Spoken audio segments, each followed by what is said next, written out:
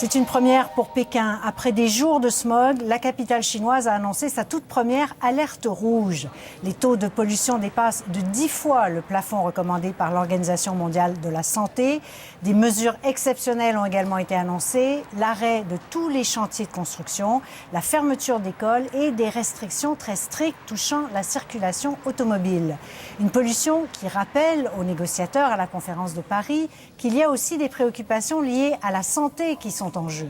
L'OMS prévoit que si rien n'est fait pour réduire la hausse des émissions de gaz à effet de serre, il y aura, imaginez-vous, 250 000 décès annuellement entre 2030 et 2050, directement liés au changement climatique. Michel, bonsoir. Bonsoir, Céline. Des chiffres qui font assez alarmants. Mais alors, parlons de cet impact sur la santé, parce que quand on voit ces images de Pékin, on pense à tous ces gens-là. Absolument. On parle beaucoup de l'environnement, on parle beaucoup de l'économie dans le changement climatique, mais la santé est également très, très présente dans les enjeux.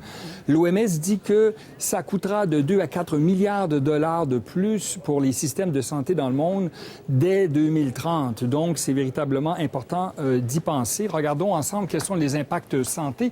Donc, comme l'image de Pékin, les maladies respiratoires et cardiovasculaires seront en hausse, asthme, problèmes cardiaques majeurs, dont l'infarctus lié à la chaleur, souvent malnutrition, donc une diminution de la quantité de la nourriture disponible et de l'eau également. Santé mentale, quand il y aura des grandes chaleurs, problèmes de santé mentale, dépression, choc post-traumatique et les maladies transmissibles. Bien là, Céline, on n'a qu'à penser qu'à la malaria, à la dengue, au VIH, tout sera en hausse. Évidemment, les enfants, les personnes âgées sont plus vulnérables dans ces situations-là. Absolument. Et dans des incidents de chaleur, c'est surtout les personnes âgées. On se souvient, en 2003, en France et en Europe, il y avait eu 22 000 décès. La majorité d'entre eux étaient des personnes âgées.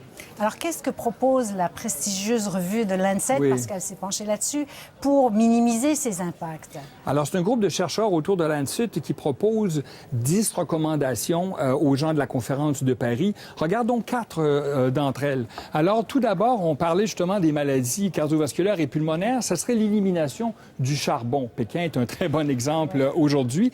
Et ensuite, les systèmes de santé. Alors, dans un premier temps, ils doivent se modifier, s'adapter et se financer en fonction de ces changements climatiques-là. Et ils doivent se parler entre eux, donc avoir beaucoup plus une organisation complète face aux changements climatiques et, en dernier de tout, promouvoir un meilleur style de vie dont la question du transport en commun est assez centrale. Alors, espérons que tout ça va être entendu à la conférence de Paris.